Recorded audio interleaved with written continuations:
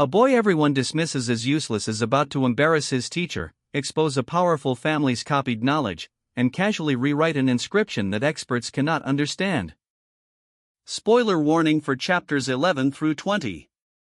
This Chinese manhwa follows Nieli, a young student who carries knowledge far beyond his current age after being thrown back into his youth. Instead of acting like an ordinary academy kid, he uses future insight to challenge teachers, protect the people he cares about, and quietly build a stronger path for himself and his friends. In this stretch, the story shifts from classroom rivalry into the real mechanics of cultivation, inscription patterns, social status, and the first emotional steps toward reconnecting with Ziyun. Chapter 11 starts with a scene that looks simple, but it completely changes the social temperature around Nieli. In a classroom or dining hall, a blue-haired student notices Xiao Ninger arriving with breakfast, and the whole room freezes. The students react like this is not just a meal, but a public declaration. Gossip spreads that Xiao Ninger prepared it with real care and even argued with a teacher so she could come along. That matters because Nieli is still seen by many classmates as someone with no status or promise. A purple-haired girl watches in confusion, unable to understand why Xiao Ninger would seek his approval. When Xiao Ninger politely asks to sit and eat with him, the boys around Nieli silently pressure him to accept, turning one small breakfast into a public embarrassment, a romantic misunderstanding, and a sign that Nieli's reputation is already shifting. Chapter 12 moves from awkward attention into inscription theory. The chapter introduces inscription patterns as difficult structures tied to demon spirit power, then connects that idea to a fiery explosive pattern associated with the red blaze sword. In class, Shen lectures the students on how inscription patterns are formed, presenting the lesson with confidence and authority. An elder-like explanation frames these patterns as combinations of smaller units, where a wrong arrangement can ruin the intended effect. Then Shen displays a complicated example and expects the class to study it. Nieli does not respond like a normal student. He looks unimpressed, challenges her explanation, and identifies the pattern as flawed or incomplete, connecting it to a fireburst style from the Sacred Flame School.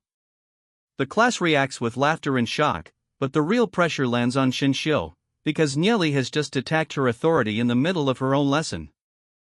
Chapter 13 keeps the confrontation inside the classroom, but raises the stakes from a student being rude to a teacher's knowledge being publicly questioned.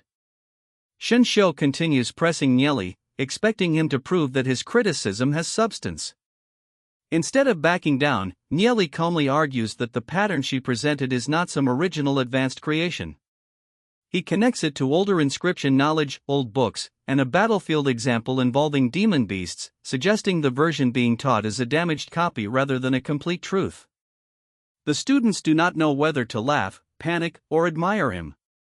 Some whisper over whether he really understands what he is saying, while higher-ranked observers also seem to take notice.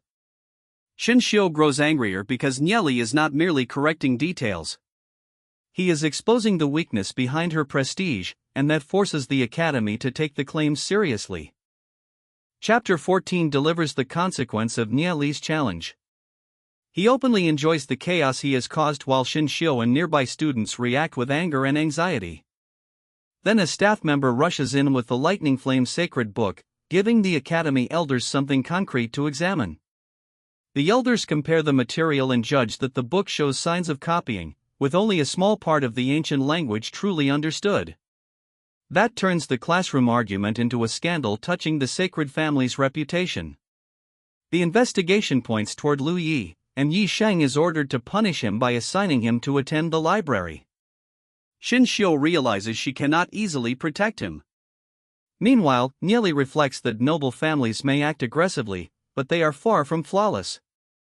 His friends are left wondering how he knew so much, linking this exposure to the other miracle-like moments he has already shown. Chapter 15 shifts the mood from public humiliation to preparation. An elderly academy figure accepts a request and leaves the main building, then the story moves into a library or study hall where Nieli gathers his classmates around books, scrolls, and soul crystals. His focus is no longer just proving Shen wrong. He wants his friends to cultivate properly. Nieli explains that techniques should not be chosen at random or based only on shallow categories. a person's soul realm, attributes, and compatibility all matter. The others question him because this is advanced knowledge for students their age, but he confidently evaluates them and recommends suitable methods one by one. The blue soul crystals on the table make the discussion feel practical, not theoretical.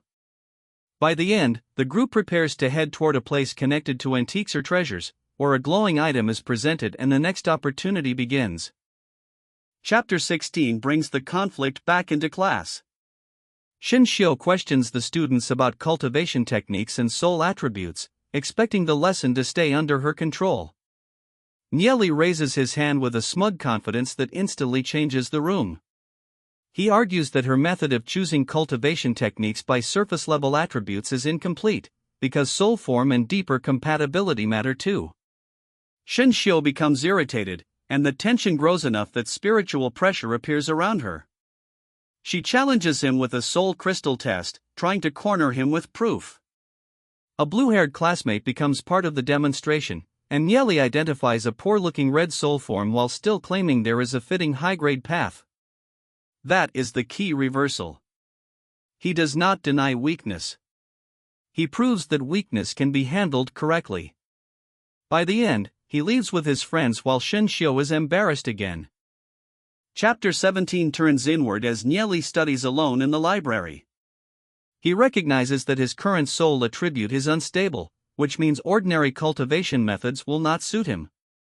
The chapter compares major techniques, including the Heavenly Path technique, the Heavenly Battle technique, and the Heavenly Void technique. Each has its own appeal, but Nieli focuses on long-term potential rather than quick results. The Heavenly Path technique is difficult and slow at first, yet it is especially compatible with an attributeless soul sea and can contain multiple demon spirits instead of only one. That makes it ideal for someone planning far beyond normal student limits. Nieli chooses it because he wants a foundation that can grow without a ceiling. While he cultivates for 2 days, his friends continue studying in the library, trying not to fall behind, and the pressure returns toward the junior class.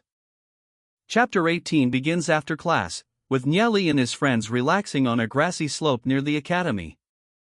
The scene gives the group a moment to breathe, but Nieli is still guiding their next steps with the confidence of someone who knows the future danger ahead. Later, they enter an indoor shop or study hall-like space, speaking with an older blue-haired man and discussing money, purchases, and cultivation-related items. A glowing blue object appears, suggesting that their training plans are becoming more material and resource-focused. Then the chapter shifts into something more personal. As Nieli moves through the city or academy area, he suddenly sees Ziyun, a purple-haired young woman in white. His reaction is emotional and intense. For everyone else, this may be a chance meeting, but for Nieli, it is a collision with the person he most wants to protect. Chapter 19 follows Nieli into the library, where Ziyun is studying among tall shelves. He approaches awkwardly but eagerly, trying to open a conversation without revealing the true weight of what she means to him. Instead of confessing anything emotional, he asks for help finding books about inscription patterns. Ziyun questions why he wants advanced material, and Nieli turns the exchange into a playful bargain. If she helps him, he will answer her questions. She considers it and agrees, remaining calm while he acts cheerful and smug. Other male students notice and become jealous, stunned that Ziyun is speaking with him so naturally. Then Ziyun brings out an inscription pattern scroll and consults him about confusing details. The moment matters because Nieli is not only chasing a memory.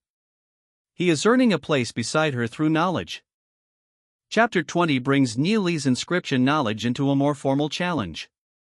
In a library or appraisal room, he studies an old parchment covered in inscription symbols and identifies it as a Lin Feng Zhou Shui pattern. He points out that what remains is incomplete and not very useful in its current state. A purple-haired woman in white robes listens from across the desk and challenges him to change the structure. Nieli accepts calmly, asks for writing tools, and begins correcting the pattern with focused confidence. His revised design appears connected to a higher-grade version, though he presents it as similar rather than identical. The woman is impressed and recognizes that the result has appraisal value, so she decides to keep the inscription and guide him toward the main appraisal section. But just as Niali leaves, another person suddenly confronts him, ending the chapter on tension. These chapters are important because Niali stops being just a mysterious reborn student and starts changing the systems around him. He exposes weak teaching, embarrasses Shenxiu, helps his friends choose better cultivation paths, selects a technique with enormous future potential, and begins rebuilding his connection with Ziyun through trust rather than force.